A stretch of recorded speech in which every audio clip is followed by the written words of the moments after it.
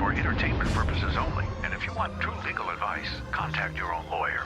Yeah. Well, let's talk about, speaking of Me Too, Netflix producer Alexandria Canosa is now brought a civil case against Harvey Weinstein. She was a producer for I think approximately 10 years for Harvey Weinstein, and she claimed that he sexually harassed her and had actually more than sexually harassed her. It was sexual rape. She's claiming it was rape. Full-on rape. Full-on rape. And so the issue here now in this lawsuit is whether or not some certain emails are going to be produced that were found by defense, and that is defense, Harvey Weinstein's team, that there are a lot of issues of what is said on these emails, including a little bit, I'm going to say spicy, a little bit of spicy emails back and forth between her and Harvey. And the question is, should these be admissible? And they're fighting to allow them to come into court.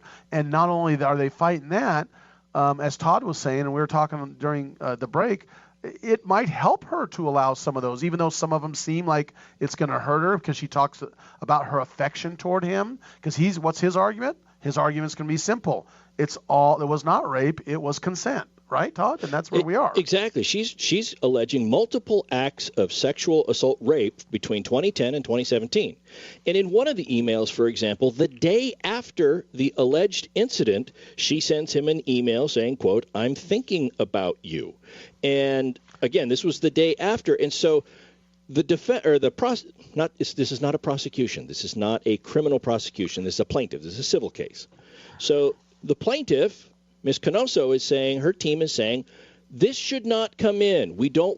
This is just a small snippet of thousands of emails that were sent. You're cherry picking from this. And the defense is saying, no, it comes in. And look, from a certain extent, she could claim this is how pervasive this culture, the rape is. I have to act like I still care about him while this is going on. Otherwise, I lose my job. There's a way to spin it. I think at the end of the day, it's relevant evidence. A jury should hear it. Yeah, I want to talk about why I think it should come in and what the arguments could be on both sides. It's really interesting because I do civil practice, and whether this should come in and how it should be used. Because don't forget, a judge can determine how it's used. And we're going to be back to talk more about this. We're also going to get in a little bit about the Michael Flynn investigation, and we'll be right back. You're listening to RadioLawTalk.com. And now back to your host, Frederick Penney. Radio Law Talk. So the issue is, this civil case with Netflix producer suing Harvey Weinstein, and whether or not these emails come in, especially the email, soon after the alleged rape. She says, quote, "I'm thinking about you." And, she says, "I miss you too," in another email. That's for the jury to determine. The jury needs to hear that. This is going to go to a jury of our peers, and that's what they need to hear that. And the arguments, you argue the context. And like Todd said, that's what defense argues is the context. But to leave these out for the defense, I think is a travesty. You've got to be able to put in these key issues of whether or not was it consensual or not. That's the whole question there, consensual or not. And this may be evidence. But a jury may be able to determine that by themselves with some special instructions from the judge that this is a snippet. The judge can make special instructions. If we lived in a perfect world, I don't want to offend anybody from a religious standpoint, but I'm going to use a term here, and it refers to an all-knowing, all-being, all right? Right. If we lived in a perfect world, adjudication by an all-knowing or all-seeing God, what I call the God's eye view, would be ideal. Somebody who could say, this is exactly what happened. Right. We don't have that. We have imperfect people that don't know everything, who are struggling, because we don't know everything, to try to recreate the reality in the courtroom, to let the jury know exactly what was actually going on so they can make a decision. And when you seek to have evidence excluded, sometimes you're detracting from that. I think that these are necessary so that the totality of the circumstances, what was actually happening, can be shown to the jury. Would it be damaging to one side or the other? Maybe, but the jury needs to see it. Right, that's exactly right. In 2017, she's emailing him condolences when his mom passed away, and she's saying nice things to him. At the same time, the alleged abuse continued, she's claiming, until September 2017, took place in New York, L.A., and overseas, and yet she's sending these condolences. Now, I'm not saying that she wasn't raped, because the issue is she could still be just trying to, like you say, okay, I got to be nice to him, but the thing is, this evidence needs to come before a jury. The jury can decide whether or not she had done it just to kind of keep the peace or whatever.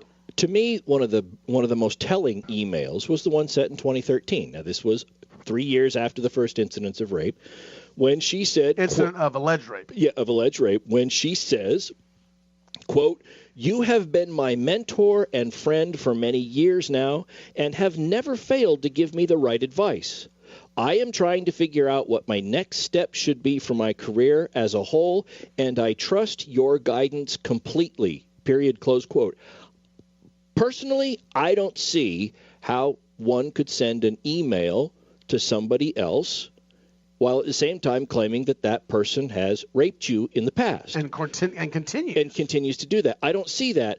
And that's probably why a jury should hear it, because it needs to be explained. Right, explain. And there may be a reason for it, that she still was raped, but she sent these for a reason. But that has to be explained. Exactly. The most powerful man in the movie industry, clearly at the top of his game, I can see where there could be a person having to play this awful game that she is playing. Absolutely. And a jury has to look at this and see if it was, in fact, an awful game she was playing, or whether she's really just trying to go after some money. Let's think about the claims that numerous people have made that have allegations. Almost every one of them said on the first encounter, when they went to the alleged hotel room and the first proposition was made, every one of them, almost to a person, said, I felt like I was in a situation where I had to do this or my career would have been over.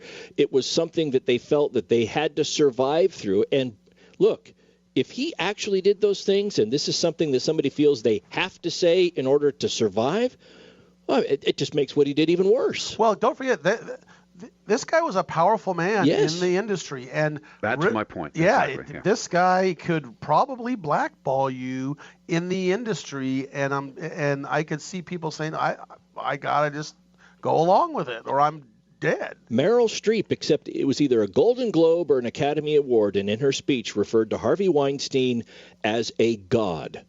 Now, I don't know how much more powerful somebody can get in Hollywood than to have one of the best actors in Hollywood refer to you that way. Exactly. Remember they have those roasts on TV where... The celebrity roast. Dean Martin. Dean Martin did the celebrity roast. And this is back in the 70s and the 80s. And I still remember the day that Dean Martin's up there talking. Oh, no, it was Don Rickles. And he's ripping on everybody. And then he leans down and says, what are you talking about? You're not listening to me. And, oh, yeah, you're that new Harvey Weinstein, the real... Oh, yeah. You're the new guy coming up. You got all power. And he was sitting in the front row, front table, and this is late 70s, early in the 80s, that he had that much power. And so, the point is that because of the money involved and the prestige involved, so many people work very hard to get into the movie business and apparently are willing to sell a portion of their soul to stay in, I guess is what I'm taking away from this, and it's a horrible thing to think about. Well, that's what Todd and I have to do for you, Cal. I mean, it's just the will is we had to sell our soul to you.